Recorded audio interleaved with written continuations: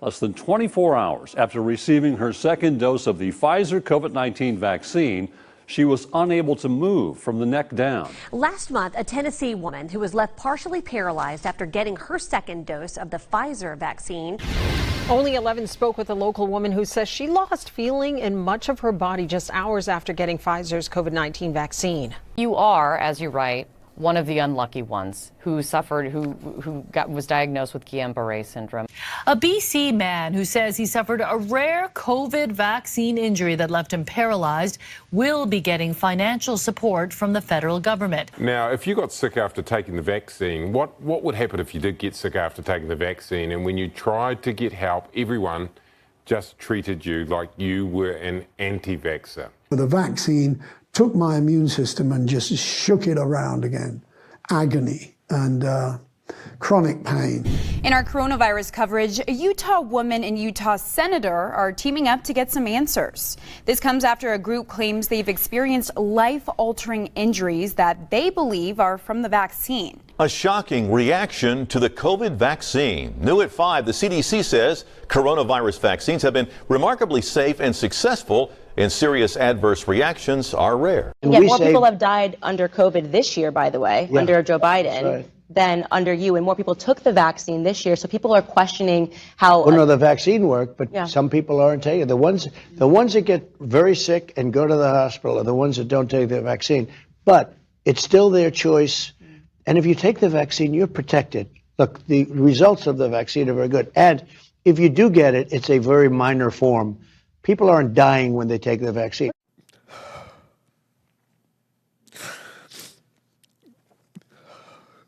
We used to go fishing, camping, do everything. We got the Pfizer vaccine because I thought it was to protect him. I thought it was the right thing to do. It was like playing Russian roulette. My government lied to me. They said it was safe.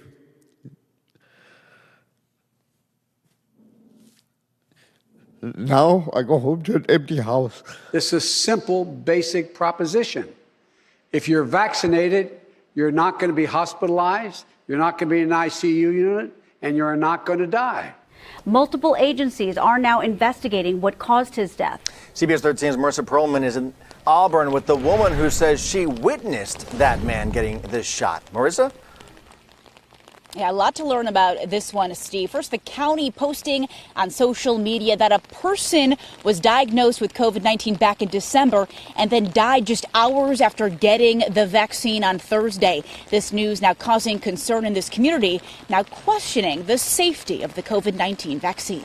And the J&J, if you look at them, particularly in things that we really care about that are important, it's got greater than 85% efficacy after severe disease and critical disease, and there were no deaths or hospitalizations in any of the countries that were tested. And remember, they tested in the United States, in South Africa, and in South America. This is a good vaccine. I think we need to pull away from this comparing and parsing numbers until you compare them head to head. Just be really grateful that we have 3 really efficacious vaccines. Local woman says her mother died 2 days ago after receiving the Johnson & Johnson vaccine. And now she believes the dose is what caused her mother's sudden death. Off the top at 6, the CDC is investigating the death of an Ionia County wife and mother who received the Johnson & Johnson vaccine. It's one small step for Emma Berkey, but one giant leap in her recovery. It's about 6 months since Berkey suffered from rare blood clots after taking the Johnson & Johnson vaccine. From smiling with her family to an agonizing hospital stay, 51-year-old Nicole Audia says the Johnson & Johnson vaccine sent her into a physical tailspin. I was in the hospital for 6 weeks. I was out of work for 10. My heart will never be the same. And we've got to get to this other breaking story. As we speak, the FDA and the CDC has announced that they are now recommending a pause in the use of Johnson & Johnson's vaccine. The FDA and CDC calling for a pause in the use of the single-dose shot out of an abundance of caution. Was a pause necessary in your view? Yes, I believe it was necessary for a couple of reasons. So what's going on here? Sudden death among healthy working age people worldwide is skyrocketing. Here in America, it was up 40% during the third and fourth quarters of 2021. Our next guest contends a 10% jump would have been a 1 in 200 year event, but this was 40%. And so we have a health problem, a national health crisis, and at the very least, it should be examined and discussed openly. Unfortunately, the vaccine is a taboo subject, and it's not allowed to be discussed in the mainstream media or pretty much anywhere near health authorities. So this is a problem that needs to be reckoned with. We need a national discussion about it. And, if I'm proven wrong, that's great. But unfortunately, on Wall Street, when we see statistics like this, and trend changes like this, we become quite alarmed. And that's what I do for a living. Family says the mother and grandmother was healthy before she got her shot, and that her sudden death came as a shock. Eyewitness News reporter Jessica DeNova has more. This Orange County son worries his mom died because of her second Moderna COVID-19 vaccine dose. A conversation with staff at the OC coroner's office about Griselda Flores' death raised red flags for Richard Cardenas and his family. They made it seem like this was not the first call that they had. And in this video, I'm going to be talking about a 13-year-old boy in Michigan who died 3 days after getting the Pfizer vaccine. The cause of death is being investigated by the CDC, and according to the patient's aunt on Twitter, the preliminary autopsy report showed that he had fluid around his heart. And it has been almost 7 months since Abby received the vaccine. Her right arm continues to shake. After exercise, with any weight-bearing exercise, it shakes uncontrollably. All of our questions and concerns were met with uncertainty. The doctors did not know. Could Abby's injuries get better? Could they get worse as she ages? Is this the early stages of Parkinson's? No one knows, and no one has any answers. Do you know why they don't know? There are no long-term studies available. Abby is the study. Brandy Parker McFadden is confined to her hospital bed at Vanderbilt. Can you walk right now? No, I can't walk. Less than 24 hours after receiving her second Pfizer COVID shot, she explains she lost her ability to move from her shoulders down. All they know is that prior to my vaccine, I was healthy, I was whole. And then after my vaccine, I had complete paralysis of my body. I've regained the upper body strength, and I'm working towards both toes moving on left and right. Schofield was active and healthy until about 2 weeks after receiving his second Pfizer vaccine in July of 2021. I started to get a tingling sort of heat sensation in my left foot. And then within 2 hours, I was paralyzed from the waist down. Both hands, they're, as you can see, they're curled in, and I don't have a lot of wrist strength. That makes obviously doing pretty much everything a challenge. The former pilot and realtor developed a rare neurological disorder called Guillain-Barré syndrome after receiving the AstraZeneca vaccine in April of 2021. In September last year, Hayden, like millions of others, got his first Pfizer vaccine. 2 weeks later, while he and fiancée Jax were looking at wedding venues in Nelson, he started feeling like he was having a heart attack.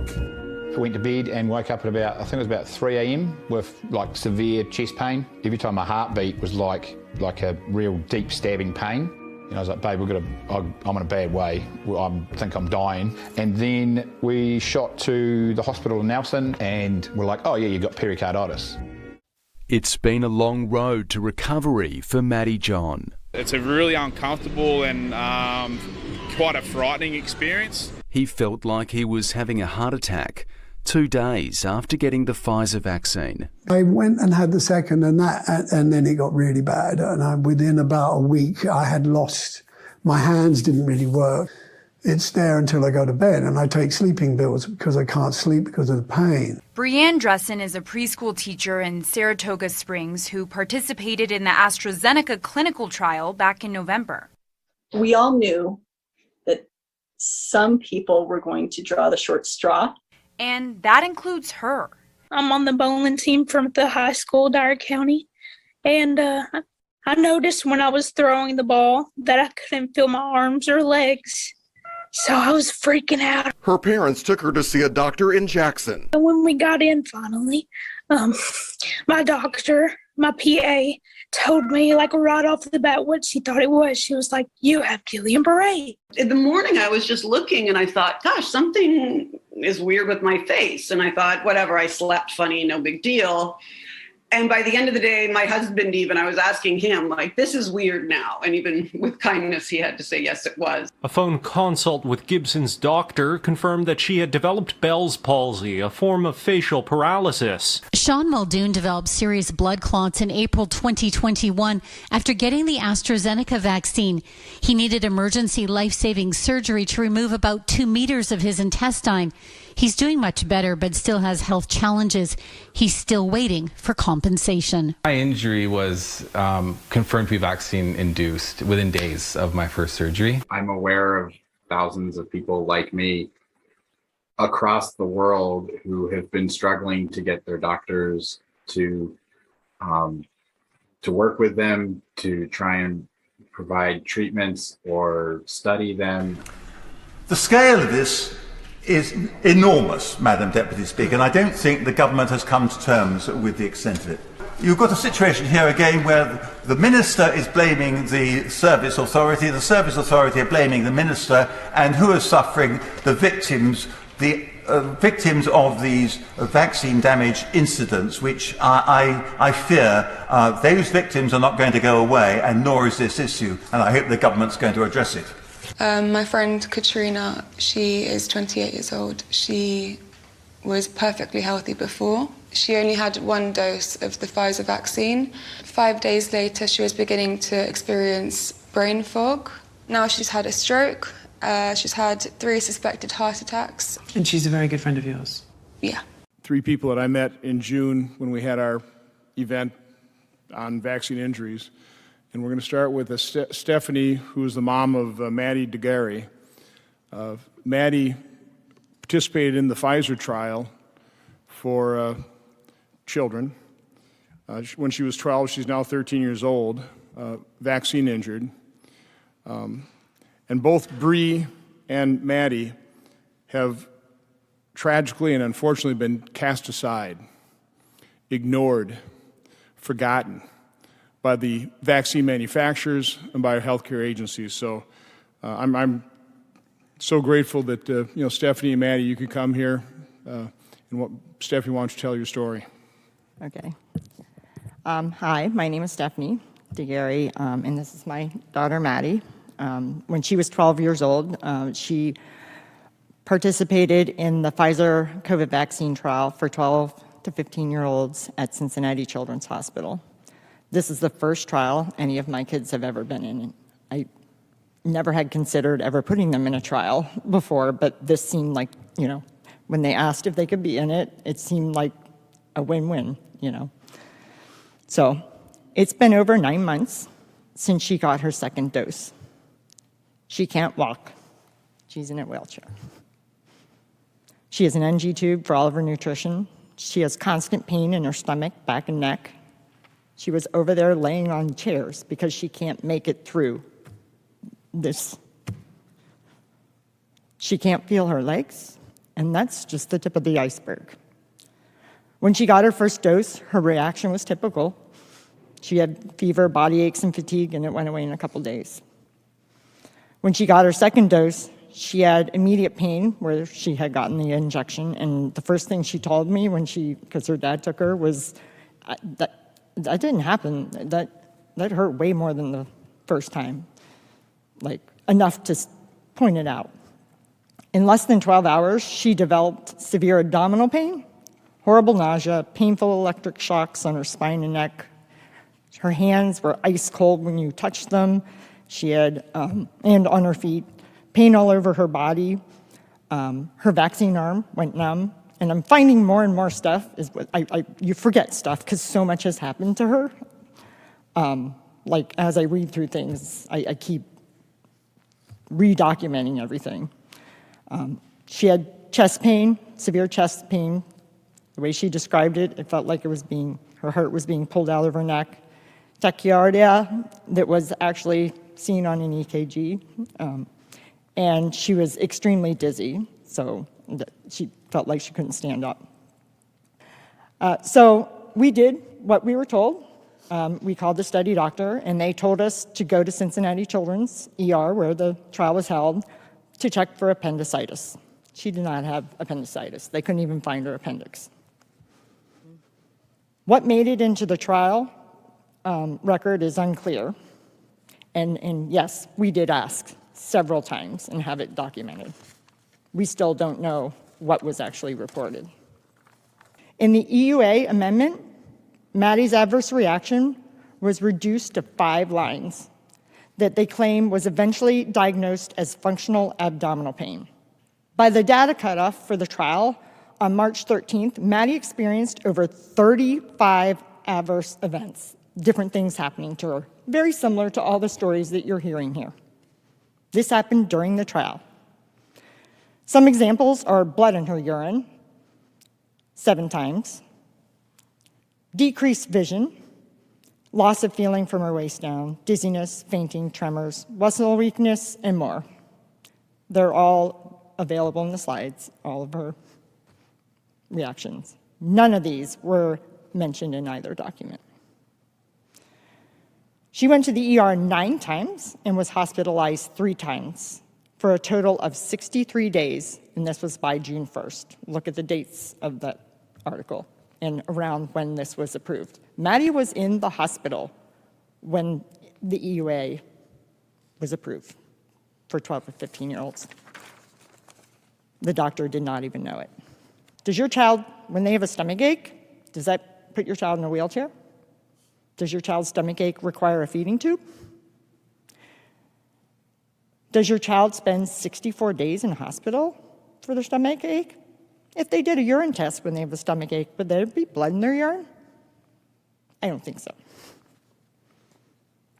I thought that Maddie would be in the best hands possible, and the rare chance she had a severe reaction, that was not the case. They did everything in their power to hide everything that happened to her. And that is why this is happening to all these other people and kids.